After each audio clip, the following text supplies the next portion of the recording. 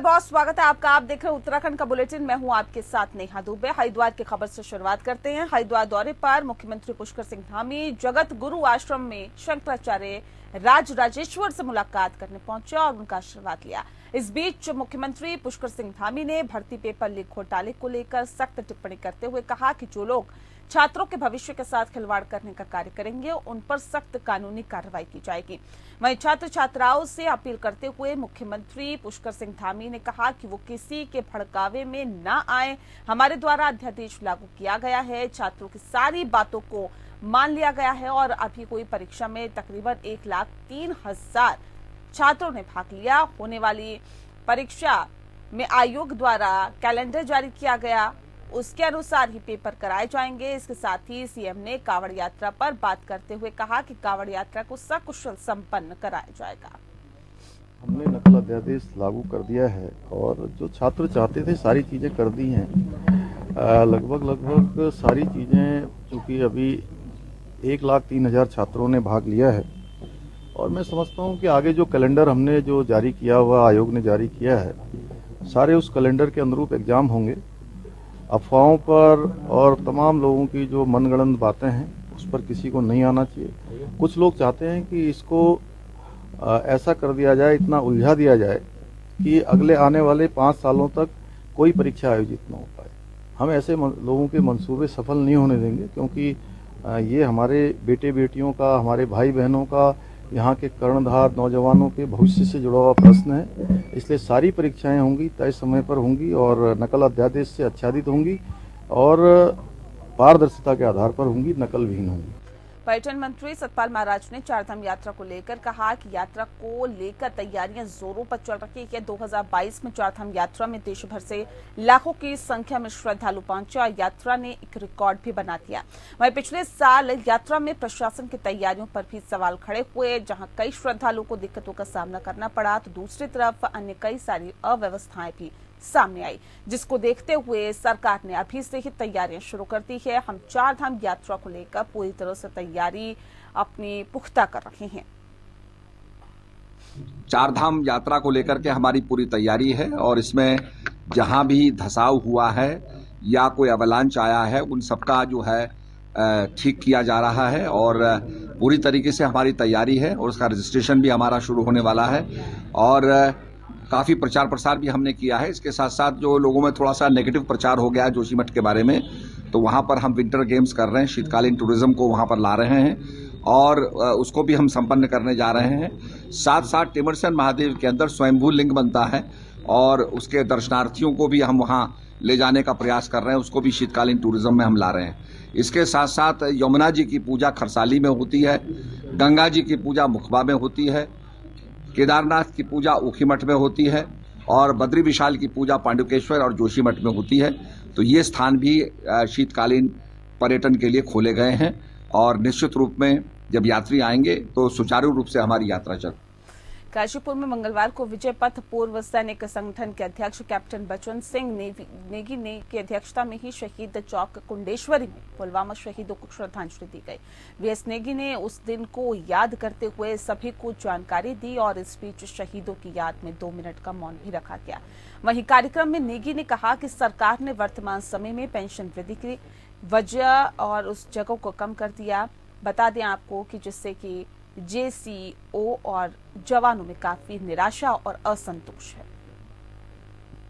आज जो यहाँ पर शहीद चौक कुंडेश्वरी में जो प्रोग्राम किया गया है, इसके 2 मेन कारण हैं। नंबर 1, 2019 14 फरवरी आज के दिन हमारे जम्मू कश्मीर के पुलवामा जगह में हमारे सीआरपीएफ के सोते हुए 40 जवानों को आतंकवादियों ने मार गिराया। उन जाबाज योद्धाओं के लिए हम यहाँ पर श्रद्धांजलि व्यक्त किया। दूसरा जो मेन कारण आज यहाँ पर इकट्ठा होने का है, वो हमारे भारत सरकार ने जो OROP सेकंड लागू किया, पारित किया 20 जनवरी को, वो हमारे जेसीओ OR के लिए बहुत ही श्रमदायक और बिल्कुल उसको हमारे जेसीओ को नजरअंदाज किया गया है। देखिए, 1 रैंक 1 पेंशन 2 के ऊपर भारत सरकार ने जो फैसला लिया, उसमें हमारे 4 बड़े मुद्दे हैं। पहला न्याय का, दूसरा समानता का, तीसरा सम्मान का और चौथा है राष्ट्रीय सुरक्षा का।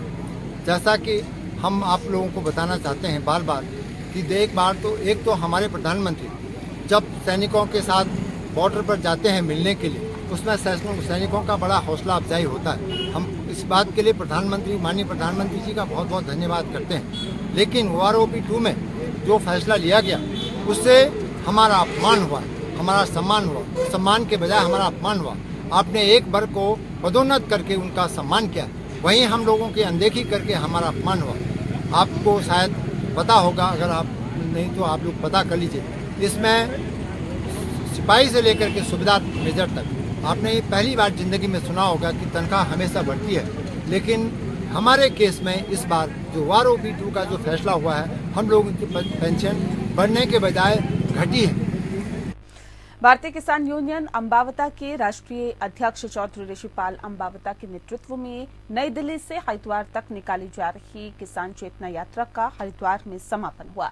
नई दिल्ली से हरिद्वार तक यात्रा का कई स्थानों पर किसानों ने जोरदार स्वागत किया। इस यात्रा के माध्यम से किसानों को जोड़ने का कार्य किया गया। साथ ही भारतीय किसान यूनियन अंबावता दिल्ली में बड़ी पंचायत करने जा रही है, जिसमें देश के कोने कोने से किसानों को आमंत्रित किया जाएगा। वहीं यात्रा को लेकर चौधरी ऋषिपाल अंबावत का कहना है कि पूरे देश में निकाली जा रही किसान चेतना यात्रा का उद्देश्य किसानों को जागरूक करना है। सरकार किसानों की समस्याओं का समाधान करने में विफल साबित हो रही है। गन्ने का भुगतान नहीं हो पा रहा है और जमीन अधिग्रहण का मुआवजा नहीं मिल पा रहा है। अपने हक के लिए आवाज उठाने वाले किसान नौजवानों को जेल भेजा जा रहा है। यदि समस्याओं का समाधान नहीं हुआ तो किसान सरकार को उखाड़ फेंकेंगे। 21 फरवरी को किसान चेतना यात्रा को लखनऊ के लिए रवाना किया जाएगा। उन लोगों की बात सुनी, कहीं गन्ने का भाव नहीं है, कहीं जमीन का अधिग्रहण कर लिया, उसका आज तक मुआवजा नहीं मिला। यहाँ आए तो यहाँ जेल में डाल रखे नौजवानों को, छात्रों को जेल में डाल रखा है। तो ये कैसी सरकार है? ऐसी सरकार के खिलाफ भारतीय किसान यूनियन ने तय कर लिया आंदोलन। उसके लिए संघर्ष के लिए आज गंगा माँ से आशीर्वाद लेकर के पूरे देश में इस आंदोलन को तैयार कर रहे हैं। 20 तारीख को दिल्ली में जंतर मंतर पर बहुत बड़ी रैली हो रही है। किसान जगाओ, देश बचाओ, किसान बचाओ, संविधान बचाओ। इस भ्रष्टाचारी सरकार को उखाड़ फेंकने का काम दिल्ली से शुरू कर दिया हमने। हमारा कोई कांग्रेस का साथ नहीं है, लेकिन हम ये है आने वाली सरकार किसान के बगल नहीं बनेगी। ये जो सरकार है ये तो किलो में 900 ग्राम तोलो और जय श्री राम बोलो पूंजीपतियों की सरकार है। ये किसान की सरकार कहाँ है? आने के लिए जिसको जो अच्छा उम्मीदवार होगा उसको चुनाव जिताएंगे और उसके साथ लगेंगे खड़े होकर। बिल्कुल भी हमें कोई पार्टी से कोई लेना देना। वहीं देश में जहां मोदी सरकार काश्तकारों की आय को दोगुना करने के लिए, कृषि को बढ़ावा देने के लिए, किसानों को हर संभव मदद देने के लिए नई नई योजनाएं धरातल पर ला रही है और इसी क्रम में उत्तराखंड सरकार भी पहाड़ों से पलायन को रोकने के लिए खेती को बढ़ावा दे रही है। लेकिन आलम यह है कि किसानों को अपने उत्पादों का वाजिब दाम तक नहीं मिल पा रहा है। द्वाराहाट विकासखंड के ग्राम मकौड़ो, मंगचौड़ा, मटेला सहित आसपास गांव के किसानों को उनकी सब्जियों के रेट नहीं मिल पा रहे हैं और वे औने पौने दाम पर बेचने को मजबूर है। देखो, इसके बारे में मैं ये कहना चाहूँगा, जो ये मजदूरी इतनी मेहनत करके आती हैं और ये कम से कम 15 से 20 किलोमीटर से आती हैं ये सब्जी बेचने, लाई है, मेथी है, पालक है, जो हमारे यहाँ पहाड़ में जो होता है उसको उनको उतनी मजदूरी इनको नहीं मिल पा रही है। सुबह 5 बजे अपने घर से निकल जाती हैं ये बेचने और इनको ये लगातार ये बाजार में पूरे घूमती हैं। बाजार में लाई ले लो, मेथी ले लो, पालक ले लो, बथुआ ले लो, ये उनको उतनी मजदूरी नहीं मिल पा रही है। मैं तो यही कहना चाहता हूं कि इनकी जो है लघु उद्योग, इनके छोटे छोटे, मेरे विधायक जी से भी ये रिक्वेस्ट है और हमारे व्यापार मंडल की तरफ से भी एक ज्ञापन देंगे हम कि इनको पूरी मजदूरी दी जाए। और इनके जो लास्ट में जो क्या होती है, जब ये शाम को जाती है, पूरा तो माल इनका नहीं बिक पाता है, तो ये शाम को किसी को ऐसी दे के चले जाती है या इनको किसी ऐसी मतलब फेंक के चले जाती है। क्यों लेके करेंगे क्या? 50 से 60 रुपए इनको मजदूरी जो होती है, इनके जो किराया लगता है आने और जाने का, उनको वो भी उनको कभी कभी तो ऐसा लगता है, दुख जैसा होता है कि उनको उतने भी पैसे प्राप्त नहीं होते।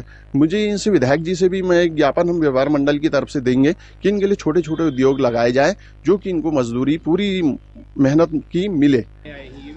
ये महीने में हमारे गांव से कोई अड़ोस पड़ोस के, कोई मटेला से, कोई मकड़ू से, कोई ये गढोली से, कोई चमना से, इन 5-7 गांव से आती है, कोई मंचौड़ा से। ये लोग भी काफी, मतलब कि कुल मकड़ू और मंचौड़ा वाले तो पैदल रूप से अपने सिर में डलिया रख के आते हैं सुबह 5 बजे से लेके, और सारे दिन बाजार में फिरा के बेचते हैं। और हम लोग थोड़ा ज्यादा सब्जी लाते हैं तो हमारे ये यहाँ पर रखने की जगह नहीं बन रही है, ये समस्या हमारी मेन है।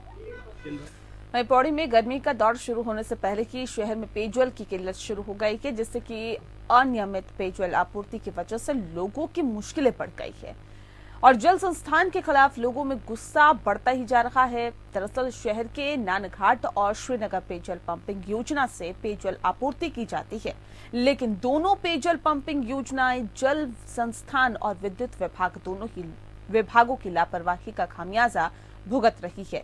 एक और जहां जल संस्थान लीकेज की समस्या को दूर नहीं कर पा रहा है, तो वहीं विद्युत विभाग बार बार शटडाउन किए जाने से नियमित तौर पर पानी की सप्लाई नहीं हो पा रही है। वहीं जल संस्थान के सहायक अभियंता का कहना है कि लीकेज की समस्या को जल्द दूर करवा दिया जाएगा। विंटर सीजन चल रहा है, अभी से पानी की समस्या हो गई पौड़ी में, और हम 2 साल से लगातार जल संस्थान से संपर्क कर रहे हैं। जब हम यहाँ आते तो कहते हैं साहब टेक्निकल फॉल्ट है, बिजली नहीं है, इसलिए हम जो है पानी की सप्लाई नहीं कर पाते।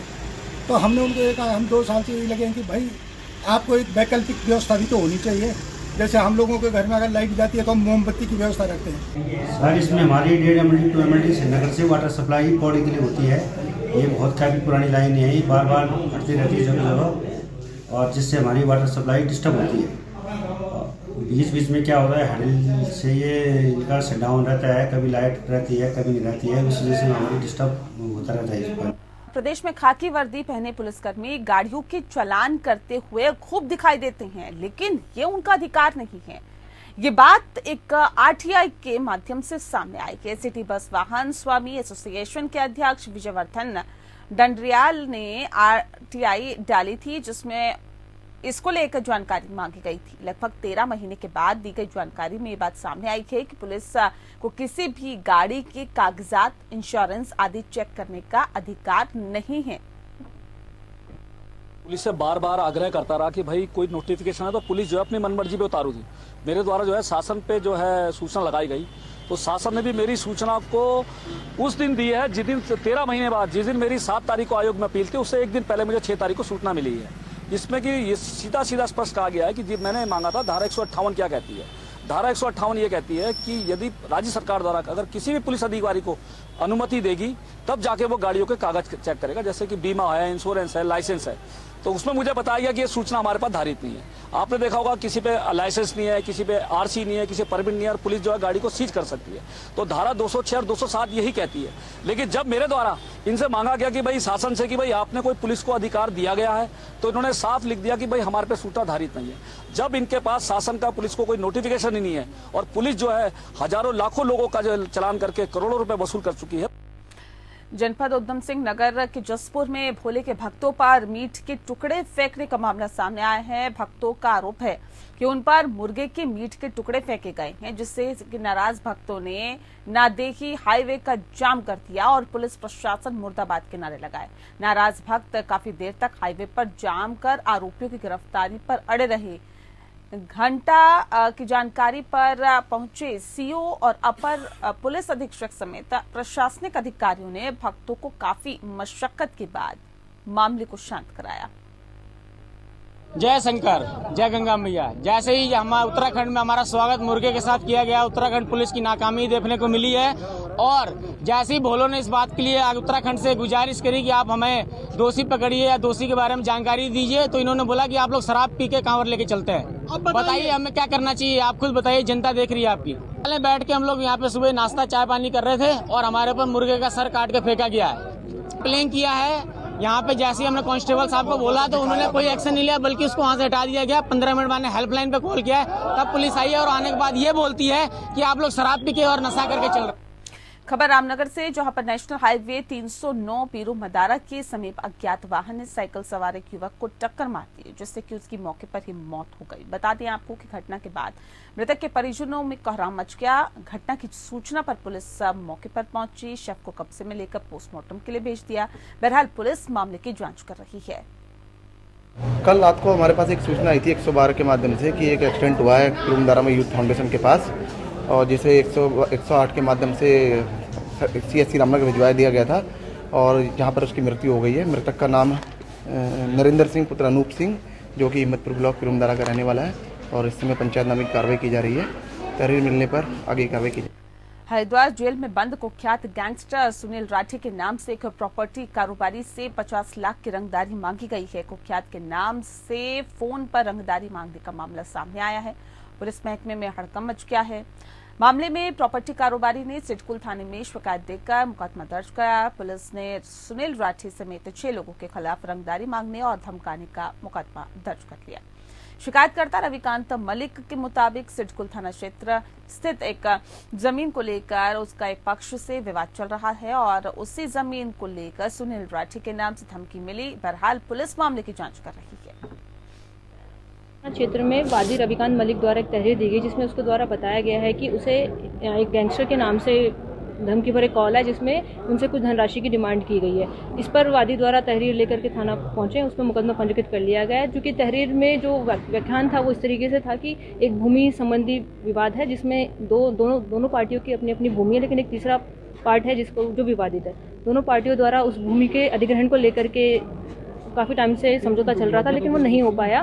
तो एक पक्ष द्वारा गैंगस्टर को अप्रोच किया गया, उसके माध्यम से उसको धमकी भरे कॉल कराए गए और चूंकि कॉल के नंबर भी प्रोवाइड किया गया था, उसकी तहरीर पर मुकदमा पंजीकृत कर लिया गया है। विवेचना प्रचलित है। वादी रविकांत मलिक द्वारा बताया गया कि उनके जो विपक्षी हैं वो नीरज मलिक अन्य पार्टी हैं, उनके अन्य सदस्य भी हैं। उनके द्वारा गैंगस्टर सुनील राठी को अप्रोच किया गया था। चूँकि उनकी बात हुई भी है फ़ोन पे, उनकी CDR में भी वो नंबर रिफ्लेक्ट हो रहा है, तो चूँकि तहरीर में कहीं सच्चाई थी तो इस पर अभियोग पंजीकृत कर। रानीखेत रेंज में इन दिनों ग्रामीण क्षेत्रों में रह रहे ग्रामीणों को वन विभाग हकूक और चीड़ के पेड़ दे रहा है। बता दें कि दिए जा रखे इन पेड़ों को विभाग मार्क कर हर एक ग्राम पंचायत को दे रहा है। ग्राम प्रधान इन पेड़ों से तख्ते बल्ली बनवाते हैं और ग्रामीण जनता को ये दिया जाता है, लेकिन इन्हीं हक के पेड़ों की आड़ में ग्राम प्रधानों द्वारा हरे पेड़ भी कटवाने का मामला सामने आया है। ऐसा ही एक मामला रेंज ऑफिस गनियाधोली में सामने आया है, जहां पर लकड़ी चीरने वालों ने बताया है कि बधान के ग्राम प्रधान के कहने पर हरा पेड़ काटा गया, जिसको लेकर वन क्षेत्राधिकारी ने कार्रवाई की बात कही है। धर्मनगरी हरिद्वार में आयोजित कावड़ यात्रा अपने शबाब पर है और 18 फरवरी को महाशिवरात्रि का पर्व है, जिसके चलते भारी संख्या में कावड़िये गंगा जल लेने हरिद्वार पहुंच रहे हैं, जिसको देखते हुए सुरक्षा के भी कड़े इंतजाम किए गए हैं। हरिद्वार जिलाधिकारी विनय शंकर पांडे ने कावड़ यात्रा में मेला क्षेत्र के निरीक्षण भी किया है और साफ सफाई, टॉयलेट, समुचित पेयजल की व्यवस्था का जायजा भी लिया गया। साथ ही अधिकारियों को कावड़ यात्रा को सकुशल संपन्न कराने के दिशा निर्देश भी दिए। चारधाम यात्रा को लेकर जिला प्रशासन ने अपनी तैयारियां शुरू कर दी है। वहीं health director general Vinita Shah ने कहा है कि चारधाम यात्रा में आने वाले श्रद्धालुओं के स्वास्थ्य को लेकर प्लानिंग की जा रही है, जिससे कि यात्रा में आने वाले श्रद्धालुओं को किसी भी तरह की दिक्कतों का सामना न करना पड़े। साथ ही बेहतरीन स्वास्थ्य को लेकर स्वास्थ्य विभाग हर संभव प्रयास करेगा। सरकार ने जिले के CMO को चार धाम यात्रा को लेकर अलर्ट पर रहने के निर्देश दिए हैं। हमारी तैयारी पूरी ही है और हम आशा करते हैं कि जो भी विभिन्न प्रदेशों से हमारे लोग यात्री आएंगे वो एक अच्छा अनुभव लेके जाएंगे और उनकी हेल्थ का ध्यान के लिए हमारी प्लानिंग चल रही है और सभी की यात्रा सुखद रहे और सफल रहे, यही हमारा प्रयास।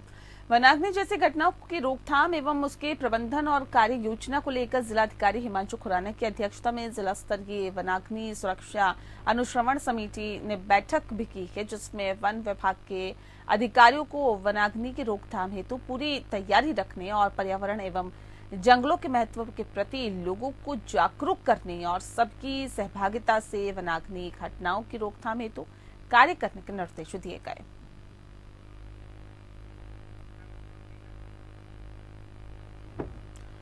और चलिए इसी के साथ फिलहाल इस बुलेटिन में इतना ही। नमस्कार।